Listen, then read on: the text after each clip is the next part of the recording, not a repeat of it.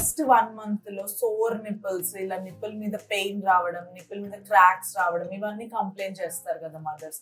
So దానికి మనం ఏం చేయొచ్చు?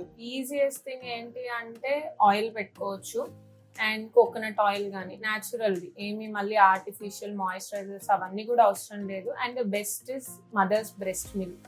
So after every feed breast milk apply చేస్తే దాంట్లో ఉన్న యాంటీబాడీస్, దాంట్లో ఉన్న మాలిక్యూల్స్ వల్ల ఆ సోర్ నిప్పుల్స్ అనేది కూడా తగ్గుద్ది. Okay, so better to put breast milk to heal the breast Breast. అంటావు. అంతే.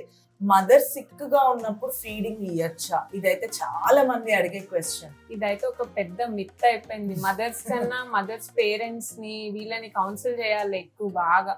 ఫీవర్ వచ్చినా, కోల్డ్ ఉన్నా, కాఫ్ ఉన్నా, మోషన్స్ ఉన్నా దానికి బేబీ ఫీడింగ్ ఏమీ సంబంధం లేదు. మదర్స్ ఫీడింగ్ ఇవ్వచ్చు. కోల్డ్ కాఫ్ ఉన్నప్పుడు ఏంటి అంటే కొంచెం మాస్క్ పెట్టుకొని ఇస్తే బేబీకి ఆ జనరల్ కోల్డ్ కాఫ్ వైరల్ ఉంటది కాబట్టి బేబీకి స్ప్రెడ్ అవ్వకుండా కొంచెం హ్యాండ్ శానిటైజ్ చేసుకొని ఫీడింగ్స్ ఇస్తే సరిపోతుంది. అవాయిడ్ చేయాల్సిన అవసరం అయితే లేదు. సో బేసిక్ గా సిక్ ఉన్నప్పుడు ఫీడింగ్ ఆపేసి తర్వాత మాకు మిల్క్ రావట్లేదు అని మదర్స్ కంప్లైంట్ చేయాల్సిన అవసరమే లేదన్నమాట. ఇంకా మామూలుగా అడుగుతూ ఉంటారు, మిల్క్ సరిపోలేదు, నేను ఎప్పుడు ఫార్ములా స్టార్ట్ చేయాలి? సో ఈ ఫార్ములా స్టార్ట్ చేయడం అన్నది మోస్ట్లీ అవసరం లేకుండానే జరుగుతుంది. చాలా తక్కువ మందికి అవసరం ఉన్నా కానీ వాళ్ళు ఫార్ములా స్టార్ట్ చేస్తారు.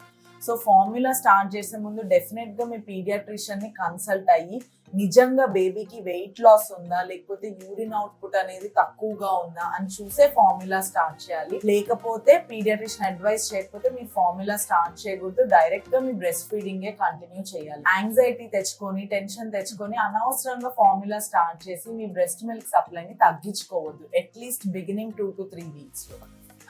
ఆగు మేఘ్నా, ఇంకొన్ని క్వశ్చన్స్ ఉన్నాయి. ఓకే ఓకే, అడుగు. కొంతమంది అంటే ఇంకా బేబీస్ కి ఆల్రెడీ ఫార్ములా అడ్వైస్ చేసి ఉంటారు పీడియాట్రిషియన్స్. వాళ్ళు అడుగుతారు నైట్ టైం మాత్రమే ఇవ్వాలా? యాక్చువల్లీ మదర్స్ ఎక్కువ నైట్ టైమే ఫార్ములా మిల్క్ ఇవ్వడం ప్రిఫర్ చేస్తారు, ఎందుకంటే వాళ్ళ రెస్ట్ కోసం. ఇంకా ఫ్యామిలీ మెంబర్స్ కూడా మేము మిల్క్ ఇచ్చేస్తాము, నువ్వు పడుకో, నువ్వు రెస్ట్ తీసుకో, నీకు ఆపరేషన్ అయింది కదా, నీకు డెలివరీ అయింది కదా, ఇలా చెప్తారు అనమాట. కానీ యాక్చువల్గా నైట్ టైం బ్రెస్ట్ ఫీడింగ్ లో చాలా అడ్వాంటేజెస్ ఉంటాయి. పడుకోవడానికి మెలటోనిన్ అనే హార్మోన్ సిక్రీట్ చేస్తుంది. అడుగుతారంటే ఎక్స్ప్రెస్ చేసిన పాలు, డైరెక్ట్ గా బ్రెస్ట్ ఫీడింగ్ ఇచ్చే పాలు సేమా, లేదంటే ఏమైనా ప్రాబ్లం అవుద్దా అని అడుగుతా ఉంటారు. So actually number of hours అనేది ఇంపార్టెంట్. ఎక్స్ప్రెస్ చేసిన పాలు రూమ్ టెంపరేచర్ లో ఫస్ట్ 6 hours లో ఇచ్చేసేయాలన్నమాట. యాక్చువల్ గా బ్రెస్ట్ ఫీడింగ్ మోర్ బెనిఫిషియల్, ఎందుకంటే బేబీ ఓరల్ మజిల్స్ అన్ని బాగా డెవలప్ అవుతాయి.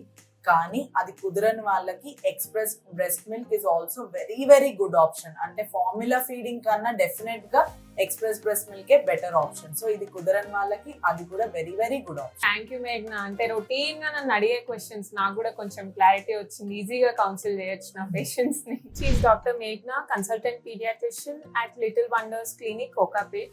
And she is Dr. Sandhya Rani, consultant obstetrician and gynecologist at Sri Vijaya Hospitals, Attapur. We are going to bring you more such content. Stay tuned.